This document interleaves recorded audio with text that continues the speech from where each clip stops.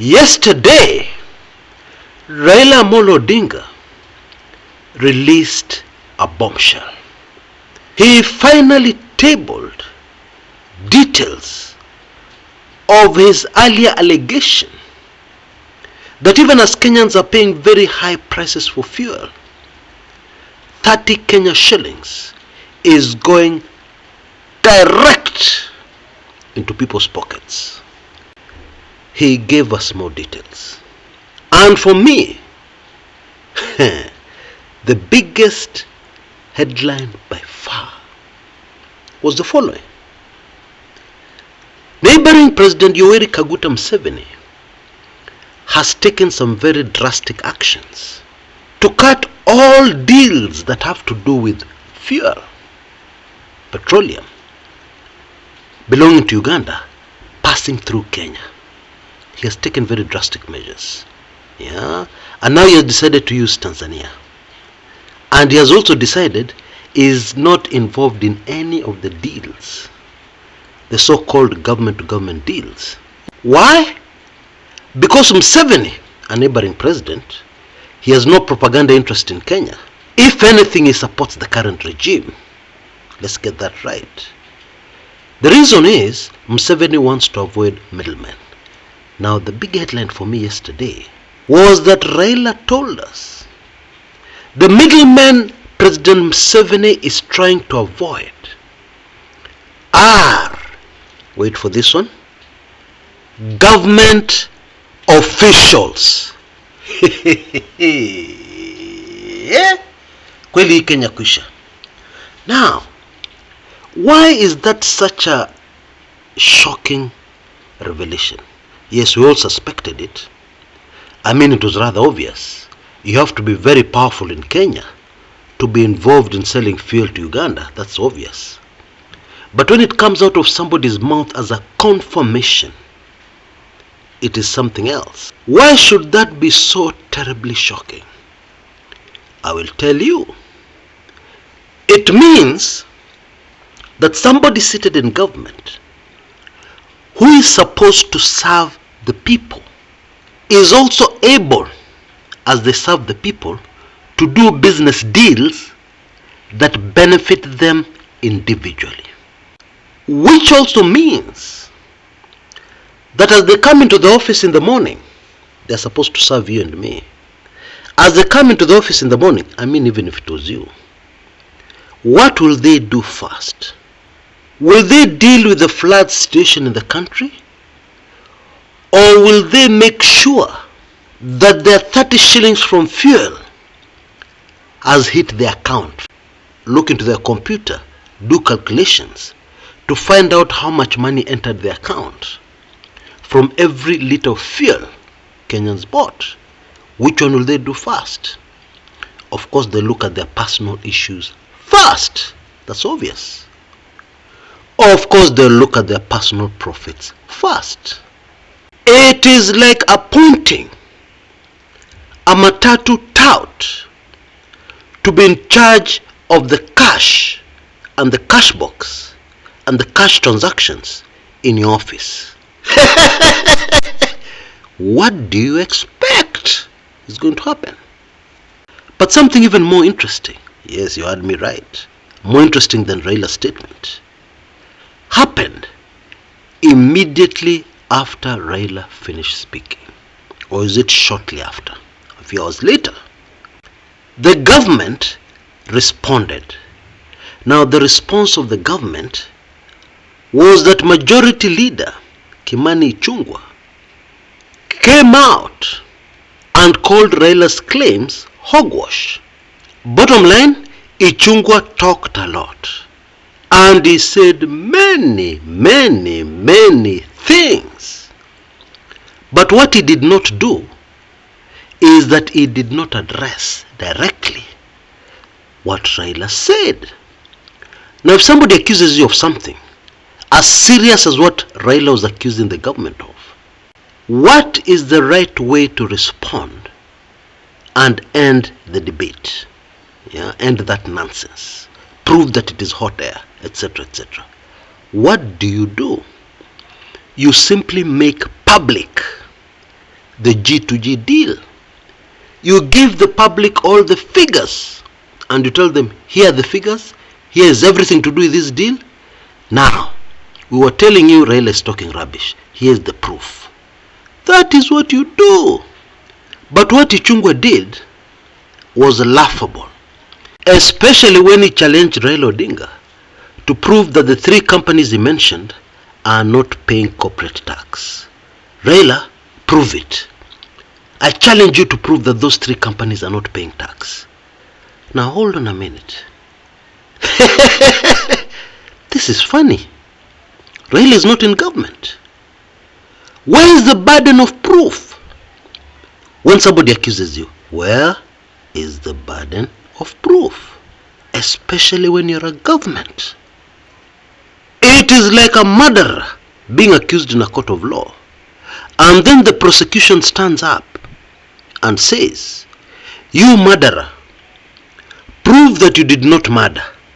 We want you to prove that you did not murder. Otherwise, I want the judge to sentence you because you murdered. This is hilarious. I'll tell you another reason why. The government has all the documents. The government has all the information. Yeah? And now that the government has been caught with its hands in the cookie jar, they are telling Raila is not in government. Prove it. And as they tell Raila to prove it, phone calls are being made. KRA, make sure that information is not available to your other staff. You don't want a whistleblower. Another call to another government agency. Make sure this information disappears. A call to Dubai. Make sure the Kenyan directors in this company are never revealed. Are you sure this thing is solid? Etc., etc. This is a circus. This is a joke. But my attention was attracted to something else that happened as Ichungwa was speaking. You see, the government response was coordinated. Actually, they did 2 major things. Ichungwa talked, and then Itumbi went on Twitter and created a new hashtag. Raila Odinga exposed. Now, even as I laugh, you need to know that there was a deadly objective here. Very deadly. And also sickening. Because in my opinion, there's nothing worse in this world than stealing money yourself and then you point fingers at somebody else and you want somebody else to be roasted for what you're doing. There is nothing more sickening in human nature than that, in my opinion. So the idea of this hashtag was to get Kenyans all excited. Okay? And therefore they released information that Raila Odinga and his family have interests in the oil business. Okay? The whole idea was to make Kenyans forget where this story started and to start focusing elsewhere. You mean Raila Odinga is also in the oil business? I didn't know that. Kwani, what other business is this mzee involved in? Where's the information? What are they saying? And trust me, it would have worked like a charm if Kenyans were eating 3 square meals a day, if Kenyans were okay, if Kenyan businesses were not being closed every day, people closing their small businesses. It is happening right across the country. People struggling to put food on the table, people struggling to pay their rent, etc., etc. If that was not happening, this would have worked. But because of the real state of the nation today, it flopped badly. Very badly. Kenyans were not interested in what Raila Odinga owns. Even if Raila Odinga owns all the oil companies in Kenya, Kenyans were not interested. And the Kenya Kwanza think tank had better very urgently start to focus on something called human nature before it is too late. Although, in my opinion, it is already too late. What am I talking about? The state of the nation and human nature would have told those who came up with this evil plan of confusing Kenyans, diverting attention from such grave matters as people in government making money while Kenyans suffer, and they're doing that illegally. They would have known immediately this thing will not work because of the state of the nation and human nature. Let me explain. And before I go into Kizungu Mingi, let me simplify it the way my late political lecturer used to put it. He told me countless times, son, politics and the stomach are twins. They are co-joined twins. You cannot separate them, no matter what you do. And if people are hungry and you're a political leader, you're in trouble. They will never listen to you. You will never get anything done. Empty stomach, political leader, kwisha maneno. And what happened yesterday is a perfect illustration. Because I know many of us do not know this, although I've done multiple videos on this subject. You see, UDA have purchased over 100,000 fake accounts from India. What does that mean? It means that any opinion that they float on Twitter quickly becomes a popular opinion. It means that any hashtag they float on Twitter quickly starts to trend. Because they just do pop on the computer. And these 100K people who are not there because they're fake accounts, all of them like, all of them share, all of them express opinions in favor. This is precisely how the BBI initiative was massacred. Because even judges live in Kenya and they're on Twitter and they come and they see what the public are saying, and their minds are trapped in the thinking, the general popular thinking of the public, and therefore their minds quickly come back to find the legal means of supporting those popular, in quotes, popular views. That is how the BBI initiative was massacred. And then now most of the BBI is being implemented by the same people who massacred it. Hey, Kenya Siami. So this thing should have worked. Yeah, Raila Odinga exposed, Twitter would just have been ablaze this morning with how Raila Odinga has been exposed. But that didn't happen. Why? Because politics is linked to the tummy, the stomach of people. You cannot divide the two. Let us break it down further. You see, when you have eaten and your stomach is full and you're satisfied and you have a toothpick and you're relaxing on a chair, your thinking capacity is extremely low. And trust me, it's not your fault. It's a fault of your tummy. Let me explain. We all have a super amazing, mind-blowing computer somewhere in our brains. It's called the subconscious. It never goes to sleep. When you sleep, it is awake, and it is in the spiritual realm. It sees all the negative energy coming towards you as an individual. It has all this information. It has all the stored information since the second you were born and came into this world. It has all that stored in there. Now your subconscious is part of your mind. You're made up of your mind, your will, and your emotion. Those three things are the real you. And of course your mind is divided into the conscious and the subconscious. Yeah, your conscious mind is what you're using to take in this video, to understand what I'm saying. And of course your conscious and your subconscious mind are the most powerful. Of course the most powerful is your subconscious. What you feed into your subconscious is what decides whether you fail or succeed. But very quickly, your will and your emotion are also critical. Okay? How so? Your will is what decides what you're going to do, and your emotions push your will.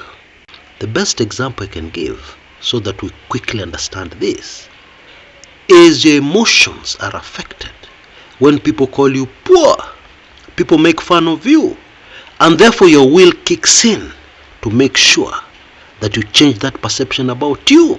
And because your will is being driven by emotion, the pictures you create in your mind of you wealthy, looking at all these people who laughed at you, saying that you're poor, seated in a mansion with a big car, that picture is fed into your subconscious.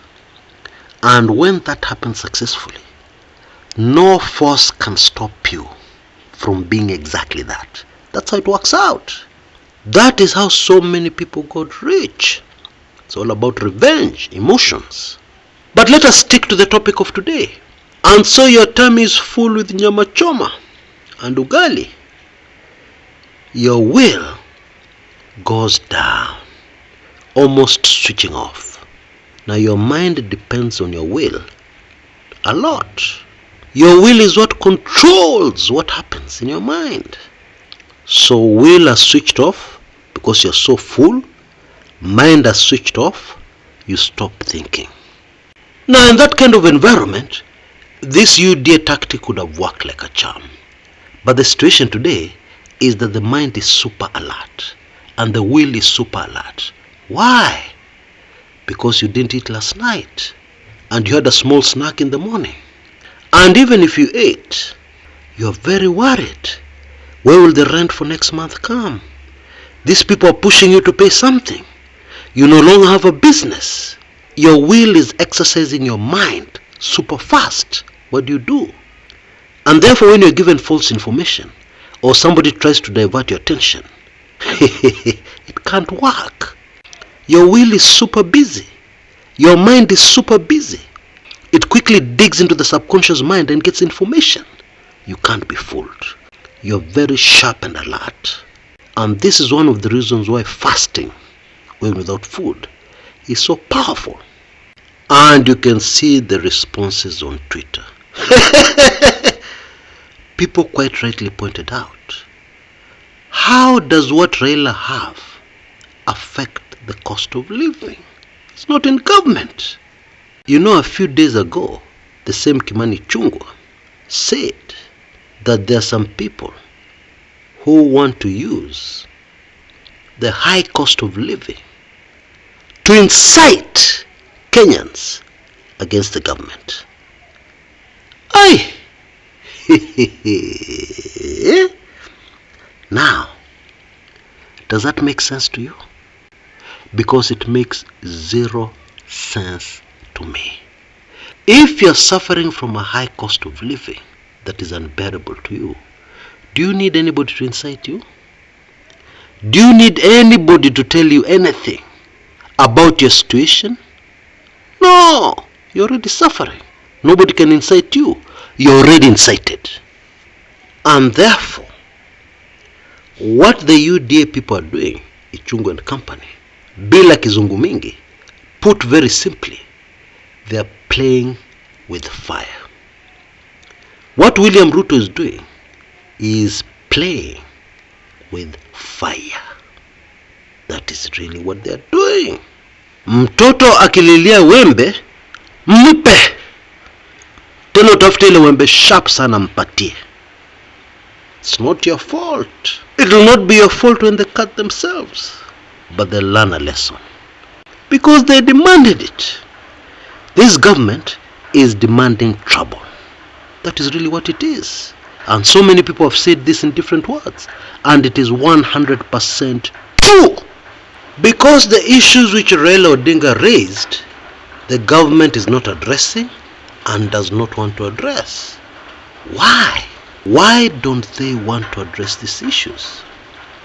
If Yoweri Kaguta Museveni, president of Uganda, is not a Kenyan, he has no stake in Kenyan politics. He shouldn't have, at least. Although we know he supports Ruto. But if Museveni, despite his support for Ruto, has told the world that he has stopped dealing with Kenya. Why? Because of overpriced fuel. Why? Because of middlemen. And what are these middlemen doing? They're inflating prices so that they make money. And who are these middlemen? They are government officials. And with that information, you totally understand why Ichungwa and UDA have responded the way they have. Now, what is a government-to-government deal? What does it really mean? Because Ichungwa told Raila that if the Minister of Energy has cut a deal with some state-owned companies in Saudi Arabia and Dubai, then isn't that a government-to-government deal? Actually, it isn't. Government departments, government ministries make deals with state-owned companies all over the world. This happens all the time. Nobody has said those are government-to-government. Isn't that true? For example, the Ministry of Health has a deal with a Norwegian-based state organization. Is that government-to-government? It isn't. And anyway, this government-to-government deal is shrouded in so much mystery. Too much mystery. We don't have any information. What exactly was the deal? Nobody knows except those in government. Actually, very few in government who are profiting from this so-called government-to-government deal. And we are sure they are profiting because of something else Raila said. He told us that old consignments of fuel are being sold at new prices. And of course, this has to be deliberate. And I'll tell you in a minute why. But first of all, let us understand why people make a lot of money from this. Now let us talk about fuel that came into the country. In August, what was the exchange rate in August? What was the landed cost of that fuel in August? And then you take that fuel and you sell it in November. The price difference is huge. What was the price of fuel in August? What is the price of fuel in November today? There is a huge difference. What was the exchange rate of the Kenya shilling in August? What is the exchange rate of the Kenya shilling today in November? And we know it is deliberate. Because if a lady called Anne Jerry has been desperately trying to get her fuel into the country since October, and to date she has not succeeded, and other people are getting their fuel into the country quickly, then you cannot convince me that those other people have the same problems as Anne Jerry. They got their fuel into the country very quickly, and they kept it aside, waiting to make huge profits. It is a game, and these people who are playing these games are powerful. They're in government, and these games, guess who is being hurt the most? It is the consumer, because everything is passed on to the consumer. The matatu which takes in that fuel, the lorry which takes in that fuel, that transports the products to your local duka, where they are forced to sell at a very high price, and then you end up paying that high price because somebody in government is playing games to profit personally. That is really what it is, explained very simply. In other words, we are being robbed by our government. Our own government is robbing us left, right and center, stealing from us relentlessly. That is what is happening. It makes absolute zero sense. The taxpayers' money being used to buy fuel, taxpayers' money being used in deals being called government to government, and then at the end of the day, those deals are kept secret from the people who are paying the bills. Does that make sense to you? Why should these deals be secret? Why should any detail be hidden from the public who are going to pay dearly for it? Is that fair? And so, Let Raila Odinga own all the oil companies in Kenya. Let Raila Odinga be interested in just getting into government. All that is irrelevant to us. We don't want to know. We're not interested. We're interested in the cost of living and how you are robbing us. Raila is not in government. He's not robbing us. He doesn't have the power to. You have the power to. So don't change the subject. We want to know, what are you doing with this government to government deal? Give us all the details.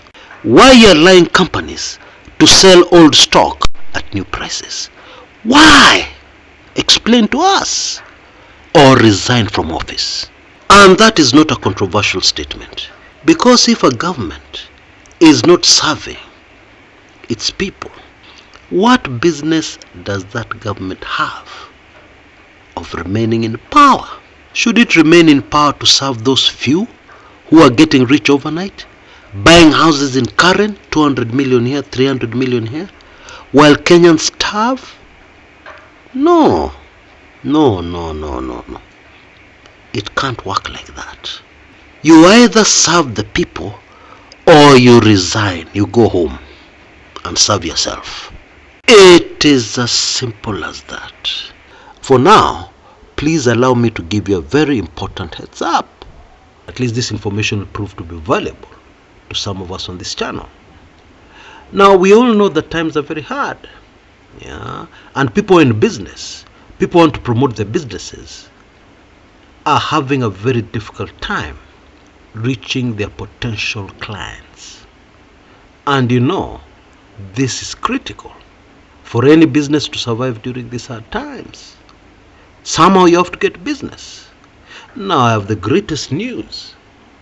This channel reaches a very unique audience. Kenyans in the diaspora, older Kenyans. Other channels reach a lot of young people. And unfortunately, most young people don't have much purchasing power. But the purchasing power in the views on this channel are huge. And we have proved that. Somebody advertised some land the other day in Naivasha. Within hours of that video going up, it was sold. And we're talking about a double-digit million. And therefore, if you have a product or service that you need to promote, I think you should seriously consider sponsoring a Kumekucha video. That means that you get a mention in one of my videos and a lot more to let others know what you're doing. And I'm sure a lot of your potential clients always tune in very regularly to this channel. And therefore, it is a fabulous, amazing opportunity for you to reach your audience very cheaply and very effectively. Kindly check in the description area of this video for more details. And then you can also send me an email on that email address you see on your screens right now, or even call directly on that number for more information. Now, of course, space is limited. We already have 1 or 2 people lined up, and it's very limited because we can't do this for everybody. And we do not produce that many videos. Therefore, I suggest that you take action immediately so that you don't lose this golden opportunity. Now, I've just released weekly intelligence briefings number 115. And there's a very good opportunity of getting hold of my weekly intelligence briefings by taking full advantage of our latest offer on that book, audiobook, The Ruto Kenyans Will Never Know. There is a unique opportunity over the next 24 hours to do so. If you feel that you need this very important content and your budget doesn't quite cut it to enable you to get your hands on it, for the next 24 hours, you can name your price. Lakini usinifinye sana. And for that reason, the limit will be 50. The first 50 to send me an email on that email address you see on your screens right now. You miss this at gmail.com. Naming your price. And then guess what? I will also throw in another valuable Kumekucha book You can choose for yourself, or you can allow me to choose for you. The most liked of my other ebooks, of course, is Dark Secrets of the Kenyan Presidency, How Mutula Kilonzo Sr. was murdered. Yeah. And then there's another one called The President's Lovers.